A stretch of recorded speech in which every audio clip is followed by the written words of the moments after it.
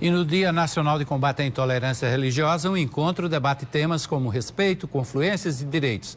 Esse encontro é coordenado pelo professor de Ciências das Religiões da UFPB, Carlos André. Ele é o nosso entrevistado aqui no estúdio. Boa tarde, professor. Seja bem-vindo. Boa tarde, é uma satisfação estar de volta aqui, sempre colaborando.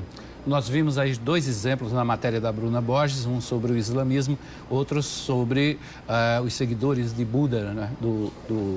Os budistas. Existe ainda muito preconceito para religiões não tão conhecidas no Brasil, como são esses dois casos?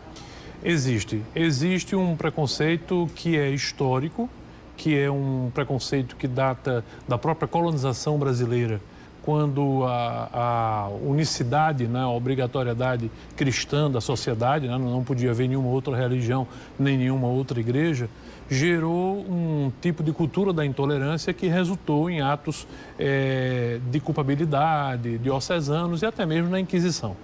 Mas existe também um preconceito mais novo, existe uma intolerância religiosa mais recente, que é resultado das disputas em torno do que nós genericamente chamaríamos de mercado religioso, porque boa parte do cristianismo se transformou em cristianismo empresarial, são empresas, são instituições que trabalham com a lógica do crescimento econômico para si e para o seu seguidor com a teologia da prosperidade. E esses grupos que têm essa característica tiveram uma tendência por um certo tempo, que agora está diminuindo bastante, por sinal, mas por um certo tempo isso foi muito forte, de olhar o outro com uma diferença e com um distanciamento. Mas há avanços.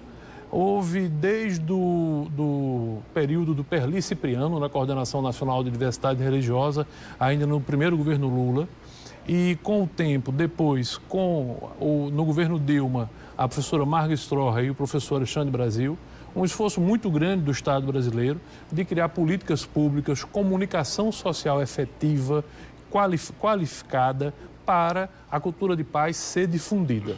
Mas muito há por fazer, porque os números, infelizmente, continuam mostrando uma ascensão da intolerância religiosa, principalmente sobre grupos afro-brasileiros indígenas, a chamada religião dos orixás, que tem muitas variáveis.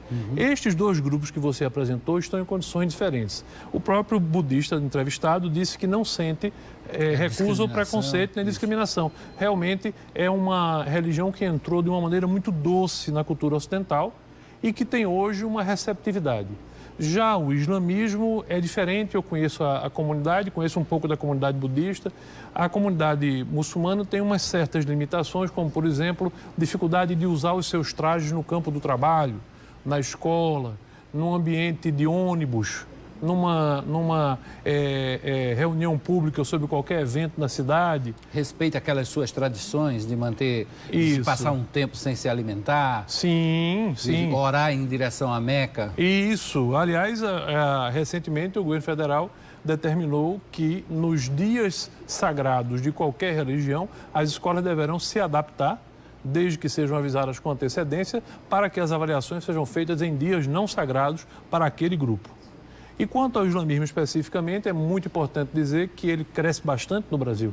E ele é um exemplo que é bom de usar da necessidade da cultura de paz, da necessidade de perceber o outro com tranquilidade, de aceitar a diferença do outro, sem precisar se converter à religião do outro, apenas admitir que o outro tem uma religião diferente, porque muito em breve esses brasileiros muçulmanos, não são estrangeiros muçulmanos, mas brasileiros conversos, estarão na sala de aula do nosso filho, do nosso neto, na nossa própria sala de aula, estarão nos serviços públicos, que o número cresce bastante. Para dar um exemplo, e se nós pegarmos outros exemplos, por exemplo, entre grupos cristãos rivais, da mesma maneira,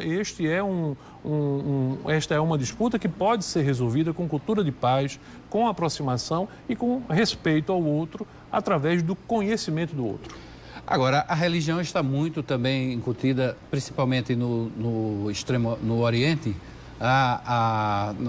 ali na Arábia, mais ou menos, no Egito, na Palestina, essa questão do poder, da disputa por território, por poder, é muito marcante nessas regiões. Quer dizer, não há como dissociar a religião dessa busca pelo poder.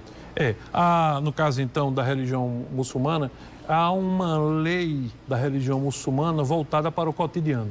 Muitas vezes essa lei é apresentada entre nós, pela mídia, como sendo um estorvo, um ato de intolerância, que é a Sharia. Mas a Sharia é uma imensidão de regras, é por isso que eles dizem que são uma religião completa, quando se comparam com outras religiões. Eles conseguem propor formas de convívio até mesmo para empréstimo bancário, onde o empréstimo é o resultado da distribuição, o pagamento é o resultado da distribuição dos lucros obtidos.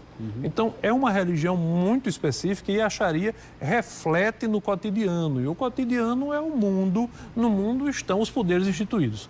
Mas há muitas sociedades muçulmanas que não têm poder eclesiástico, digamos assim, comandando, e sim uma sociedade civil que governa com o islamismo fazendo parte da vida religiosa das pessoas.